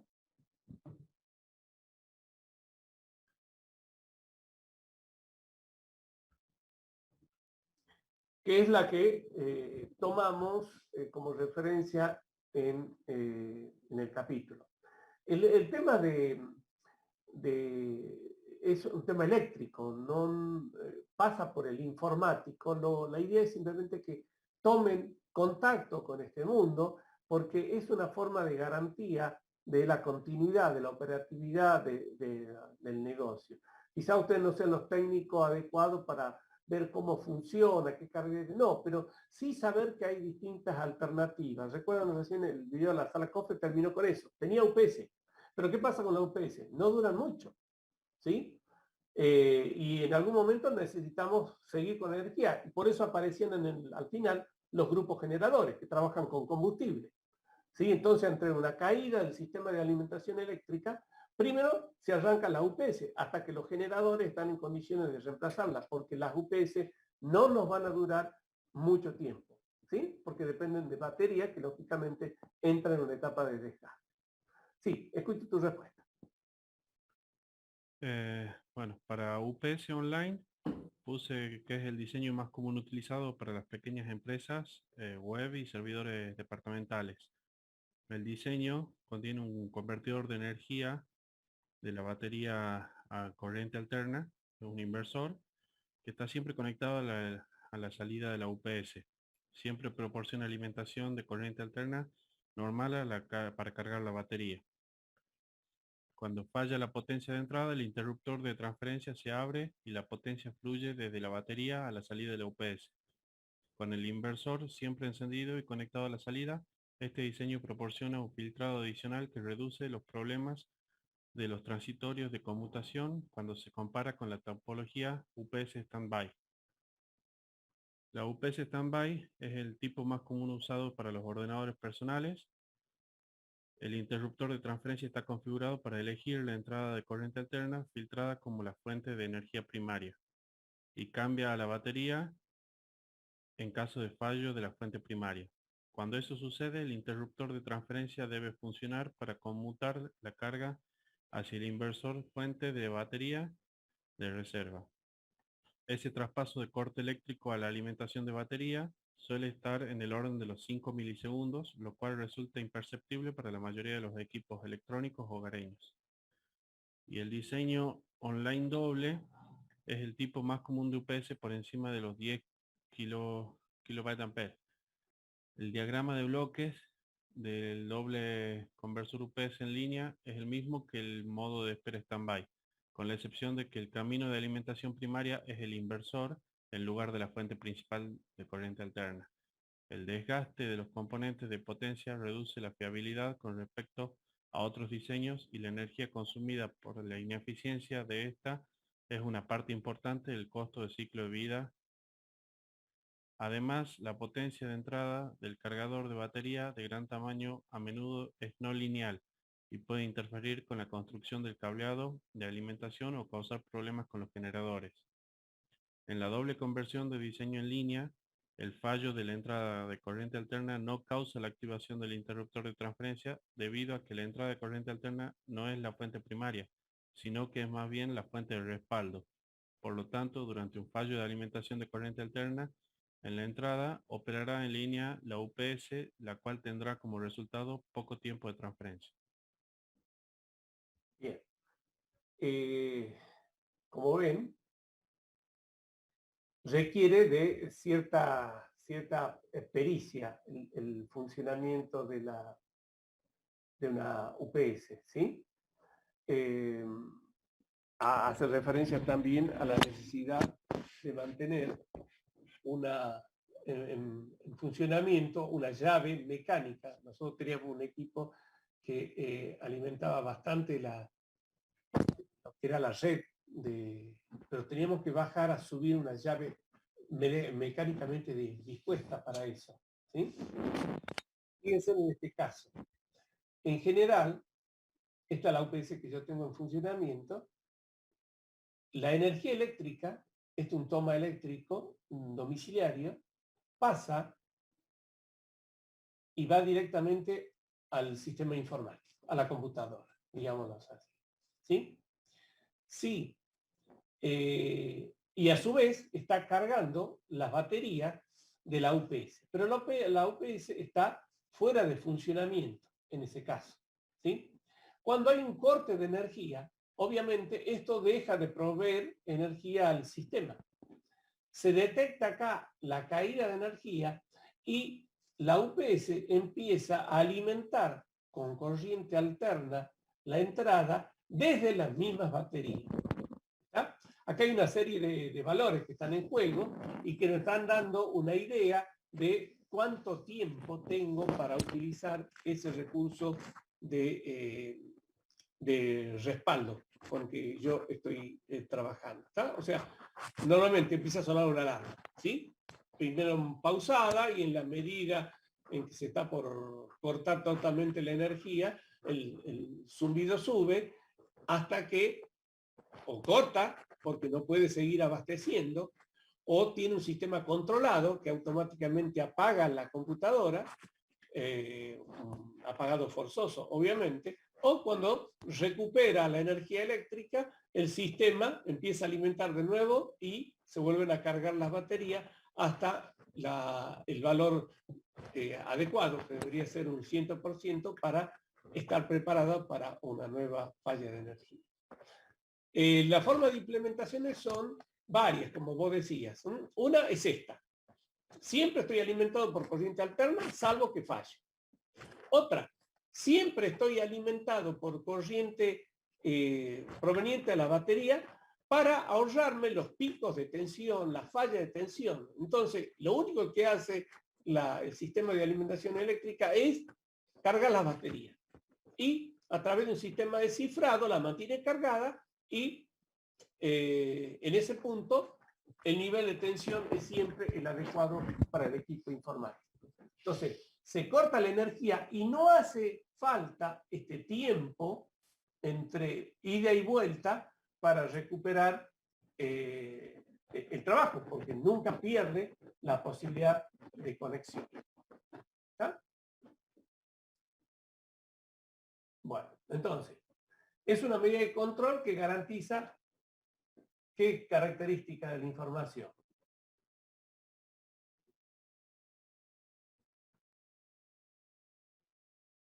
La operatividad.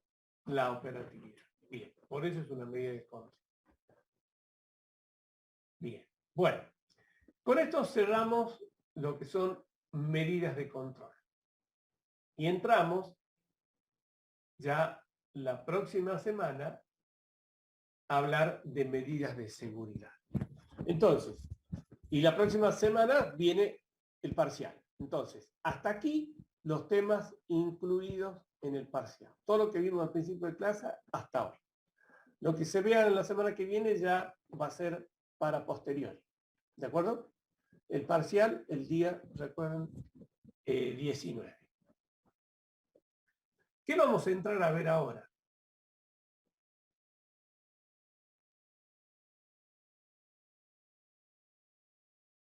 Vamos a entrar a hablar de medidas de seguridad. Estamos en la era ciber, la ciberguerra, el ciberterrorismo, el cibercrimen. De hecho, hay muchos desafíos por combatir. La buena noticia es que la ciberseguridad está aquí para quedarse y la formación en ciberseguridad es esencial para combatir los retos existentes. Libros de quien va a hacer ciberseguridad. Conocer Linux, conocer de criptografía, conocer de web, conocer lenguaje de programación. El conocimiento teórico ha sido la base de la mayoría de los cursos de formación, pero la ciberseguridad requiere un paso más. El experto en ciberseguridad tiene que saber no solo lo que puede hacer un atacante, sino todas las formas de realizar un ataque. Y eso requiere mucha práctica.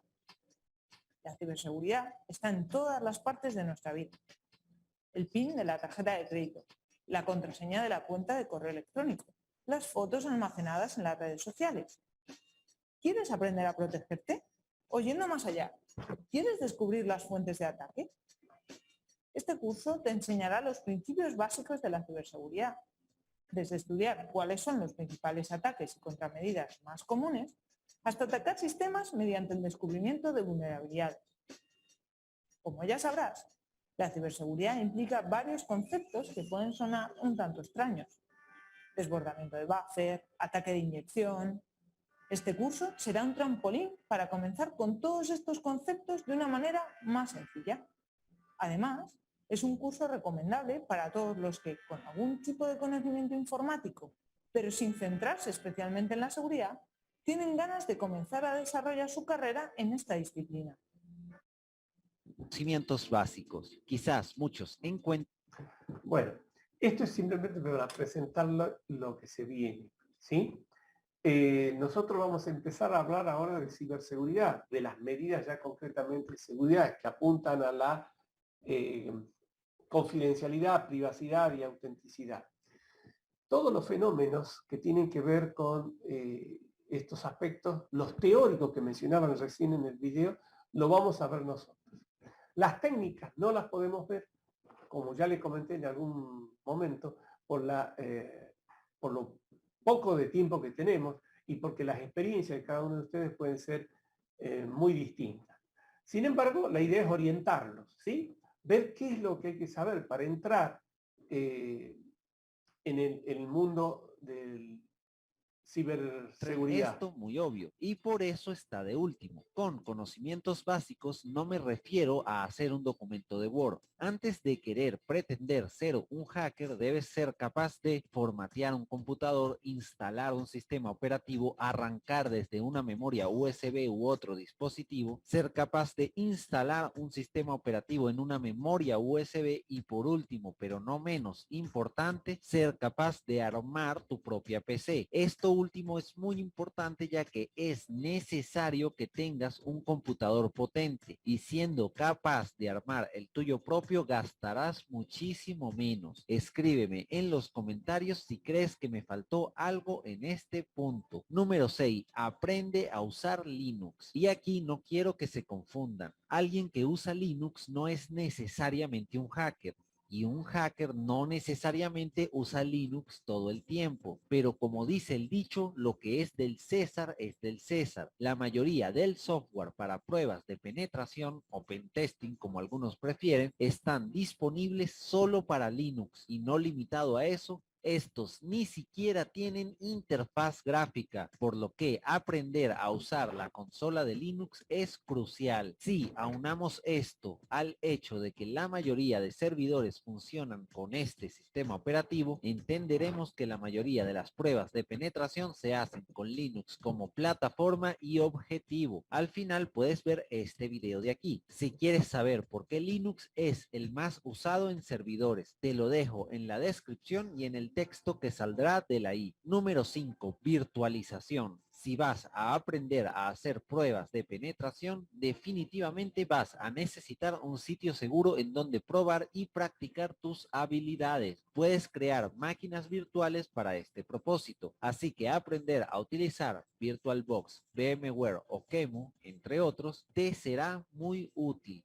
Y debo aclarar que esta es una de las habilidades más fáciles de aprender. Número 4. Redes. Las pruebas de penetración y otras actividades comúnmente realizadas por los hackers de sombrero blanco dependen obviamente de una red. Y saber explotar este entorno a tu favor será tu más grande fortaleza. En este punto podemos partir de lo básico. Diferencia entre IP pública y privada, NAT, firewalls, direcciones MAC, DNS, VPN, entre otros. Y luego de haber pasado por estos temas básicos, se puede profundizar aún más, como por ejemplo aprendiendo cómo funcionan los algoritmos de cifrado, como WPA2 y el famoso apretón de manos de 2 vías. Número 3. Programación. Esta es una de las habilidades esenciales. Podrías ser un hacker sin saber virtualizar o sin saber mucho de Linux, pero no si no sabes programar. Y específicamente hay 2 lenguajes que sobresalen: Python u otro lenguaje de scripting y SQL. El primero es útil para crear archivos automatizados en el acto que ejecuten operaciones específicas, algo así como los exploits o tu propio virus improvisado. Y el segundo es esencial si quieres aprender a explotar las vulnerabilidades presentes en bases de datos, que, como bien sabemos, dominan los servicios de la red de redes. Puede servirte, por ejemplo, para ataques del tipo XSS o Cross-Site Scripting. Número 2. Habilidades intangibles. Y a falta de un mejor nombre, estas son las que no necesariamente aprendes en un curso. Para ser un hacker no debes tener miedo de dañar algo, así que debes ser curioso. También estás equivocado si crees que a la primera vas a lograr algo, así que debes ser persistente. Y la mayoría de pruebas de pentesting no siempre son las mismas, así que debes ser creativo, porque no las vas a encontrar escritas. Debes descubrirlas tú mismo. Y esto entre muchas otras características que debe tener la personalidad de todo aspirante a hacker. Y llegamos al puesto número 1. Si quieres, puedes pausarlo y reflexionar lo ya visto, antes de pasar a lo más importante. También te invito a adivinar cuál crees tú que sea lo más importante. Escribe tu respuesta en los comentarios. Número 1, saber qué es un hacker. Bueno, lo dejamos con la incógnita. Lo vamos a repetir la semana que viene. Entramos en ese mundo, ¿sí? Como ven, los conocimientos que nos está pidiendo para poder vincularnos muy concretamente en esto son muchos. Nosotros vamos a comenzar ya del capítulo siguiente con el concepto de la criptografía. Y solamente decirles que la criptografía es a la medida de seguridad lo que el backup es a la medida de control. Yo le decía, el backup es la medida de protección que nos brinda el mayor índice de recuperación de una contingencia. Y cuando hablemos de seguridad, ya no de medida de control, cuando hablemos de confidencialidad, cuando hablemos de autenticidad, el cifrado es la base de todo. Desde lo que nos mencionaron recién, las claves de los usuarios para el PIN, los correos seguros, la denegación de servicio, todos estos conceptos tienen que ver con lo que entraríamos a analizar en el capítulo 5 ya, que es del proceso de encriptación, sobre el cual van a tener este jueves el cuestionario correspondiente, que trataremos de desglosar y analizar en profundidad en la próxima clase. ¿Está? Reitero, por hoy ya hemos concluido, retomamos este tema en la próxima clase. Recuerden el parcial el 19, hasta los temas incluidos en el día de hoy, obviamente nada que ver con medidas de seguridad, todo con medida de control y el plan integral de protección informática. Muy bien, de mi parte, suficiente por hoy. Si hay alguna consulta es el momento. Y si no, les haré llegar el cuestionario número 6 por la página este jueves o viernes. Profesor, me Sí. consulta la modalidad del examen, ¿cómo es? Y si podemos contar con los apuntes, los cuestionarios que vamos respondiendo durante el examen. Sí, son conjuntos de preguntas, se puede trabajar con información abierta y vamos a aprender el tema de hacer un hash del archivo, que ya se lo voy a explicar la semana que viene, usando una herramienta con la cual ustedes me van a enviar una vez concluido el examen. Les digo de nuevo, sí o sí, cámara abierta, micrófono abierto, el día del parcial, si no tengo que bajarlos del examen. ¿Está? Perfecto. Muy bien. Bueno, buenas tardes a todos entonces. Nos estaremos viendo la próxima semana. Gracias, profe. Hasta luego. Luego, profe. Hasta luego. Hasta luego, profe.